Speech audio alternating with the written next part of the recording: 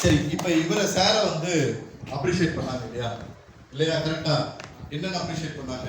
அவர் வந்து என்ன பேரு கொஞ்சம் தமிழரசன் பேர் என்ன தெரியுமா பண்றாரு? தமிழ்நாட்டில் இருக்கக்கூடிய ஒவ்வொரு மாணவர்களும் போதை பழக்கத்தினால அடிமையாக கூடாதுன்றதுக்காக போதை விழிப்புணர்வுகளை உருவாக்கி அவங்க அடுத்த லெவலுக்கு கொண்டு போறதுதான் தமிழரசன் அந்த கள்ளக்குறிச்சியில இருந்து வந்து விழுப்புரம் மாவட்டத்திலிருந்து வந்து உங்களுக்கு உதவி பண்ணிருக்கு. அதனாலதான் எத்தனையோ அரசியல் மேடைகளை பார்த்துருக்கோம், எத்தனையோ அதிகார மேடைகளை பார்த்துருக்கீங்க. ஆனா இந்த ஒரு மேடை மட்டும்தான் உண்மையான சமூகத்தின் மேல் அக்கறை கொண்ட கலாம் ஐயா கண்ட கனவினை கொண்ட அந்த மனிதர்கள் நிறைந்த மேடையாக இந்த மனிதர். ஏன் அப்படின்னா ஒவ்வொருத்தருமே அப்படிதான். சலாவுதீன் சார் ராமநாதபுரம் மாவட்டம் தான். ஏழை எளிய மாணவர்கள் ஒருவேளை படிப்பே வேணாம்னு நிறுத்திட்டு வீட்டுக்கு போயிட்டாங்கன்னா வீட்டுக்கு போய் கையை பிடிச்சி கூட்டிட்டு வந்து படிப்புலயே நீ வேலைக்கு தான் போகணும்னு நினைக்கிற, அந்த சம்பளத்தையும் நானே கொடுக்குறேன், சின்ன சின்ன ஒரு ஸ்கில் ட்ரைனிங் கொடுக்குறேன், அது மூலியமா நல்லா படிச்சுன்னு படிக்க வச்சு அந்த பசங்க மூலியமா மரக்கன்றுகளை நட வச்சு அந்த குழந்தைங்க மூலியமா தன்னார்வ பணியை செய்ய வச்சு ராமநாதபுரம் மாவட்டத்திற்கு ஒருத்தருக்கும் ஒரு உதாரணமாக ஓடிக்கிட்டு இருக்காரு இந்த மனிதர்.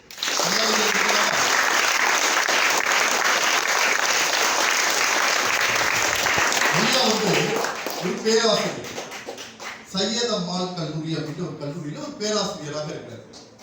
ஸ்டூடெண்ட்ஸ்க்கு டீச்சருக்கு நீங்க பாடம் எடுக்கிறவங்க பாடம் எடுத்துட்டாங்க வீட்டுக்கு போயிடும். ஆனா அவர் என்ன தெரியுமா பண்ணுவாரு? யாரு எந்த ஸ்டூடெண்ட் ரொம்ப நல்லா பண்றா, அவங்களுக்கு என்ன வாய்ப்புகள் உருவாக்கணும், ஒருவேளை அவங்க ஃபீஸ் கட்ட முடியாம இருந்தா எப்படி ஃபீஸ் கட்டுறது, அவங்க எப்படி இந்த உலகத்துல ப்ரொஜெக்ட் பண்ண வைக்கிறது அப்படின்னு மாண்புமிகு தமிழ்நாடு முதலமைச்சரால் உயர்ந்த விருதுகளை கொடுக்கக்கூடிய முதலமைச்சரின் மாநில விருதை இந்த ராமநாதபுரம் மாவட்டத்திற்கு அரசு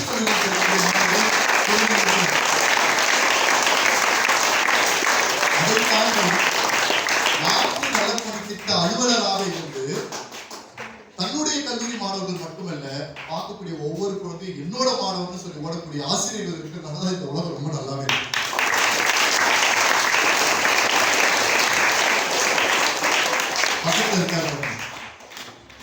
எத்தனை பேர் பார்த்துருக்கீங்களா? அவரு ஒருத்தர் வேற ரெண்டு. அவர் வந்து ஒரு ஆட்டோ ஓட்டுநர், ஒரு சாதாரண ஆட்டோ ஓட்டுநர். எந்த ஒரு விளம்பரமும் கிடையாது, எந்த ஒரு ஆடம்பரமும் கிடையாது, எந்த ஒரு ஆடம்பர வாழ்க்கையும் கிடையாது.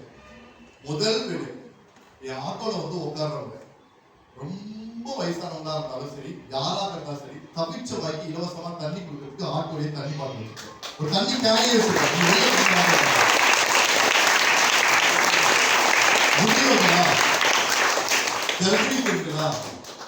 ஆதரவற்ற ஒரு இல்லத்துக்கு நீங்க போய் உணவு கொடுக்க போறீங்களா, மருத்துவ சேவைக்காக போறீங்களா, காசு இல்லாதவங்களா, கிராமத்துல இருந்து வந்தவங்களா அப்படின்னுட்டா போதும் அவங்களுக்கு அந்த ஆட்டோல பயணிப்பதற்கு ₹1 கூட காசு வாங்குறது.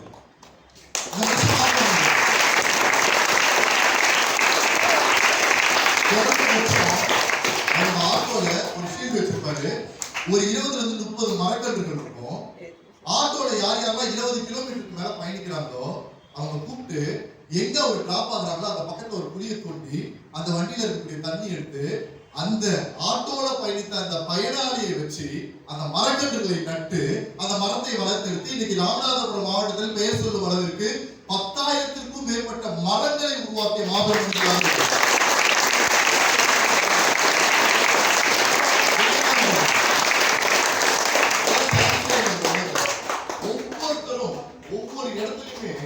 நம்ம பார்க்காத அதிசய மனிதர்கள் தான்.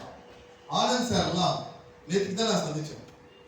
ரெட் கிராஸ் அப்படின்னு இந்தியாவில் நிறுவப்பட்ட செஞ்சிலுவை சங்கம் எதுக்காக உருவாக்கப்படுச்சு? பணக்கார ஒருத்தரை தன்னுடைய வாய்ப்பை நோக்கி போறவரு உலகப் போரை பார்த்து மனிதர்கள் இறந்து கிடப்பதை பார்த்து அவங்களுக்கு உதவி பண்ணணும்னு உருவாக்கப்பட்ட ஒரு அமைப்பை இந்தியாவில் வந்ததுக்கு அப்புறமா அந்த இந்தியாவில் ராமநாதபுரம் மாவட்டத்தில் பொறுப்புகளை ஏற்றுக்கொண்டு இன்னைக்கு இலவசமாக ஆம்புலன்ஸ் வசதியாக இருக்கட்டும், அவருடைய வாழ்க்கை பயணமாக இருக்கட்டும், இந்த உலகத்துல எந்த ஒரு மனிதருக்கும் காசுன்ற ஒரு விஷயத்தினால நொந்து போயிடக்கூடாதுக்காக ஓடிக்கிட்டு இருக்காரு மனுஷன்.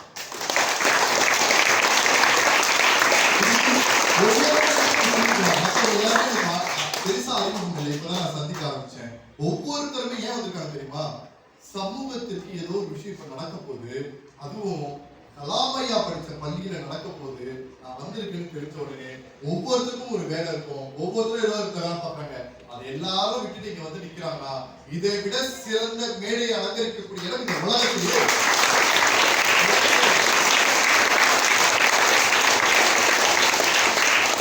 தலைமை ஆசிரியராக இருக்கட்டும், இந்த நாட்டு வளர்ப்பு அலுவலராக இருக்கட்டும், இருக்கக்கூடிய ஒவ்வொருத்தரும் அதான் சொன்னாங்க, ஸ்கூலை எப்படி சார் டெவலப் பண்ணலாம், இன்னும் பெருசா ஆகணும் சார், நிறைய பிள்ளைங்களை கொண்டு வரணும் சார், நல்லா படிக்க வைக்கணும் சார், சூப்பரா செய்யணும் சார் அப்படின்னு சொல்லிட்டே இருந்தாங்க. நான் சொன்னேன், நாம உங்க ஸ்டூடெண்ட்ஸ் பொதுமக்கள் எல்லாம் சேர்ந்து ஒன்றா வரக்கூடிய மாசங்கள்ல இந்த பள்ளி திரும்பவும் கலாம் ஐயாவின் பெயரை தாண்டி உலகம் ஒழிக்கும் வரை செய்யணும்னு சொல்லுவோம்.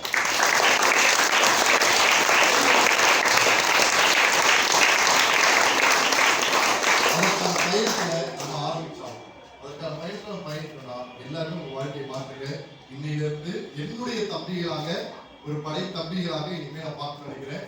அடுத்த சீக்கிர சந்திப்புல இதே மாதிரி இதுல வெற்றி அடைச்சிட்டீங்கன்ற சொல்லி உங்களை பார்க்கணும்னு கூறி விடைபெறுகிறேன்.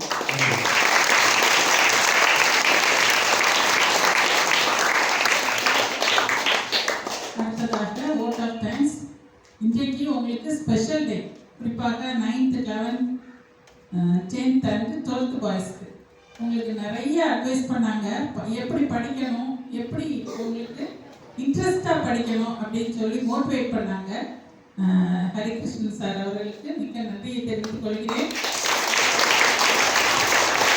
இந்த மாதிரி ஸ்பீச் கொடுக்கிறது நம்ம ஸ்கூலில் நிறைய நடக்குது. ஆனால் இன்றைக்கு ரொம்ப ஸ்பெஷலாக இருந்தது. ஒவ்வொன்றையும் ரொம்ப கரெக்டாக சொல்லி துல்லியமாக உங்களுக்கு யார் யார் எப்படி சம்பளம் வாங்கலாம், எப்படி நம்ம முன்னேறலாம், உங்கள் ஃப்யூச்சர் எப்படி இருக்கும், நம்ம ஸ்கூலோட டைஅப் எப்படி வச்சுக்கணும் அப்படின்லாம் சொல்லி ரொம்ப பிரியமாக ரொம்ப ஆசையாக சொன்னாங்க. அவர்களுக்கு மிக்க நன்றியை தெரிவித்துக் கொள்கிறேன். ஸ்பெஷலாக அரேஞ்ச் பண்ண நம்ம ஆனந்த் சாருக்கு மிக்க நன்றியை தெரிவி. அவங்க பிஎட் காலேஜ் பிரின்சிபல் நம்ம ஸ்கூலோட ரொம்ப ஆன்டி ட்ரக் கிளப் கோஆர்டினேட்டர் அவர்களுக்கு மிக்க நன்றியை தெரிவித்துக் கொள்கிறேன். நிறைய பேர் டோனர்ஸ் வந்திருக்காங்க, ட்ரஸ்டில் உள்ளவங்க அனைவருக்கும் மிக்க நன்றி. ஏன்னா நம்ம ஸ்கூல்ல என்ன செய்யணுமோ எல்லாருக்கும் ஹெல்ப் பண்ணுறாங்க. எக்ஸ்போரியா ஃபவுண்டேஷன் மூலமாக நம்ம ஸ்கூலுக்கு நிறைய விஷயங்கள், நமக்கு பாய்ஸுக்கு யூனிஃபார்ம், ட்ரெஸ்ஸு, பேக்கு, பாட்டில்ஸ் எல்லாமே கொடுத்தாங்க. எல்லாம் காஸ்ட்லியாக நமக்கு அந்த டைமில் ஐஏஎஸ் சார் வந்து sir doctor Sylendra Babu sir வந்திருந்தாங்க. ஸோ அதெல்லாம் ரொம்ப மோட்டிவேஷனல் ஸ்பீச் கொடுத்தாங்க. உங்களை ஒவ்வொருவரையும் கேள்வி கேட்டாங்க. அதே மாதிரி இன்றைக்கும் அந்த மாதிரி ஒரு ஃபீலிங் எனக்கு இருந்துச்சு. சாருக்கு மிக்க நன்றி தெரிவித்துக் கொள்கிறேன்.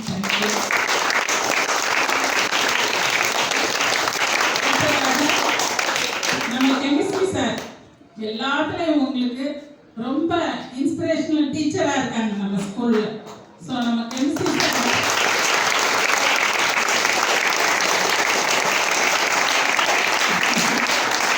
நம்ம ஸ்கூலுக்கு மெயின் பில்லர் ஆஃப் த ஸ்கூலே அவங்க.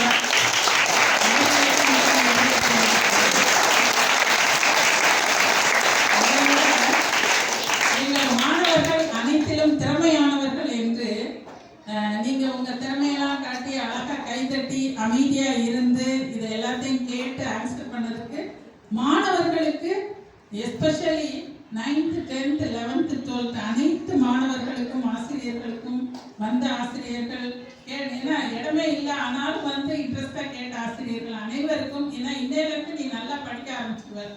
ஒரு இது சொன்னாங்க, பேப்பரில் எல்லாம் எழுதணும், எவ்வளோ மார்க் எடுக்க போகிறான்ட்டு. ஸோ அந்த விதத்தில் எல்லாம் நல்ல மார்க் எடுப்பீங்கன்ற நிச்சயத்தோடு நான் சொல்கிறேன். எங்கள் பள்ளி இந்த வருஷம் கண்டிப்பாக 10th 11th 12th சென்டம் ஆகும் என்று உறுதியாக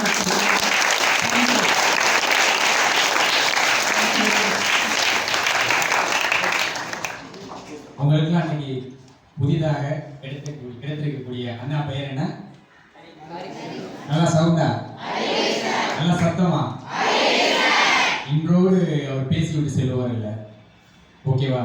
அவர் ஜெயித்துட்டு தான் உங்களுக்கு எப்படி ஜெயிக்கணும்னு சொல்ல வந்திருக்காரு. எப்பவுமே வெற்றியாளர்களுக்கு தான் அவருடைய வழி எப்படி இருக்கும் அப்படின்னு தெரியும். அவருடைய வழின்னு சொல்றது 2 வழியை புரிஞ்சுக்கிருக்கு. வழியை உணர்ந்தவர், வழியை கண்டவர். உங்களுக்கான அந்த வழி எப்படிப்பட்ட வழியாக இருக்க வேண்டும் என்பது நீங்கள் எழுதுங்க. நீங்கள் போய் லெட்டர் எழுதணும், அந்த கடிதத்தை எழுதணும். என்ன சொன்னாங்க கான்செப்ட் உங்களுக்கு புரிஞ்சிருக்கும்.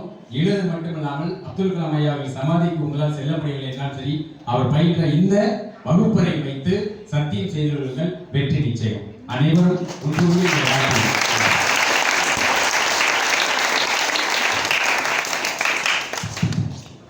நீங்க அப்துல் கலாம் பார்த்துக்க மாட்டீங்க, ஆனா அப்துல் கலாம் உருவத்துல ஹரிகிருஷ்ணன் சாரை வந்து பார்க்கலாமா? பார்க்கலாம். கை தட்டுங்க. ஏன்னா அவரே சொல்லிட்டாரு. அவரும் வந்து மாணவர் மத்தியில உரையாடத்தான் இவ்வளவு பெரிய பதவியில போனாலுமே நான் மாணவர் மத்தியில உரையாடணும் தான் இருக்கிறார். அந்த வழியில வந்து ஹரிகிருஷ்ணன் எவ்வளவு கஷ்டப்பட்டிருக்காரு. அவர் மாதிரி கஷ்டப்பட்டு உங்களுக்கு எல்லாம் மோட்டிவேஷன் பண்றாரு. இதுவே பெரிய சிறப்பு. அடுத்த அப்துல் கலாம் ஹரிகிருஷ்ணன் சாரை வந்து நான் பார்க்கிறேன். வாழ்த்துக்கள் சார், வாழ்த்துக்கள் சார். நீங்க அந்த சமூகத்தை வந்து எடுத்துக்கலாம். எங்களுக்கும் இன்ஸ்பிரேஷன் அவர் தான். நன்றி சார். Thank you sir. தேங்க்யூ.